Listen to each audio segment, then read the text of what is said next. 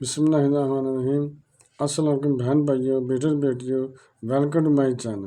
آج کی ویڈیو کا عنوان ہے کہ مصیبت گناہوں کا کفارہ ہے۔ تو آج کی ویڈیو بہت اہم ہے، بہت محنت سے یہ تیار کی گئی ہے۔ تو اگر آپ میرے چینل پر نئے ہیں تو آپ کو چاہیے چینل کو پہلے سبسکرائب کر لیں تاکہ آنے والی ویڈیو آپ کو اچھی مجھے ملتی رہیں۔ تو چلیں دیکھتے ہیں اس ویڈیو میں کہ مصیبت گناہوں کا کفارہ کیسے ہے۔ اللہ عز و جل جب کسی بندے سے بھلائی کا ارادہ فرماتا ہے تو اس کے گناہوں کی سزا اسے دنیا ہی میں دے دیتا ہے۔ کبھی خود اس سے کوئی مصیبت پہنچتی ہے، کبھی دوست کی موت کی شکل میں، کبھی مال کے ضائع ہونے کی صورت میں۔ اگر وہ تقدیر سے نہ کتائے تو یہ مصیبتیں اس کی خطاؤں کا کفارہ بن جاتی ہیں، اور قیامت کے دن اسے پورا اجر دیا جائے گا، وہ گناہوں سے پاک ہو جائے گا۔ اور اگر وہ گناہ گار نہ ہو اور اس پر مصیبت نازل ہو تو وہ مصیبت اس کے درجات کی بلندی کا سبب بن جاتی ہے۔ اسی بات سے حدیث کو محمول کیا جائے گا جس میں فرمایا اشد الناس بلاء الانبیاء، یعنی لوگوں میں سب سے زیادہ مصائب انبیاء کرام علیہم السلام پر آتے ہیں۔ حدیث مذکورہ میں لوگوں کو تقدیر میں لکھی ہوئی مصیبتوں پر صبر کی ترغیب دلائی گئی، کیونکہ لوگوں کے لیے صبر کرنا ہی بہتر ہے۔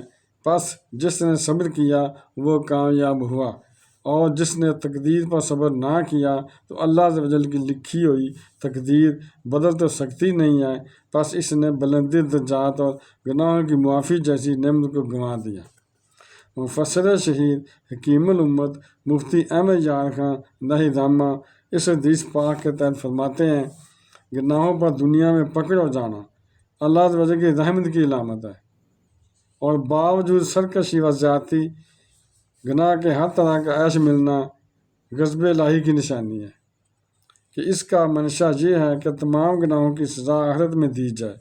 اللہ کی پناہ مقصد یہ ہے کہ کسی مومن صالح کو بلاؤں میں گرفتار دیکھ کر یہ نہ سمجھ لو کہ یہ برا آدمی ہے۔ نیک لوگوں پر بڑی مصیبتیں بڑے درجات ملنے کا ذریعہ ہیں۔ حدیث کا یہ مطلب نہیں کہ اگر کافر و بدکار پر بڑی بلا آ جائے تو اس کا درجہ بڑا ہو گیا۔ یہ سب کچھ مومن کے لیے ہے۔ مردے کو بہترین دوائیں دینا بیکار ہے، جڑ کٹے درخت کی شاخوں کو پانی دینا بے سود۔ اگر کافر عمر بھر بھی مصیبت میں رہے تو جب بھی دوزخی ہے، اگر مومن صالح عمر بھر آرام میں رہے جب بھی جنتی۔ ہاں، تکلیف والے مومن کے درجے زیادہ ہوں گے بشرطے کہ صابر اور شاکر رہیں۔ خیال رہے کہ رضا یا ناراضی دل کا کام ہے، لہذا تکلیف میں ہائے وائے کرنا، اس کے دفع کی کوشش کرنا یا مریض و مظلوم کا حکیم و حاکم کے پاس جانا راضی کی علامت نہیں۔ ناراضی یہ ہے کہ دل سے سمجھے کہ رب نے مجھے پر ظلم کیا، میں اس کا بلا کا مستحق نہ تھا۔ یہاں صوفیہ فرماتے ہیں کہ بندے کی رضا رب کی رضا کے بعد ہے۔ پہلے اللہ عز و جل بندے سے راضی ہوتا ہے تو بندہ رب سے راضی ہو کر اچھے مال کی توفیق پاتا ہے۔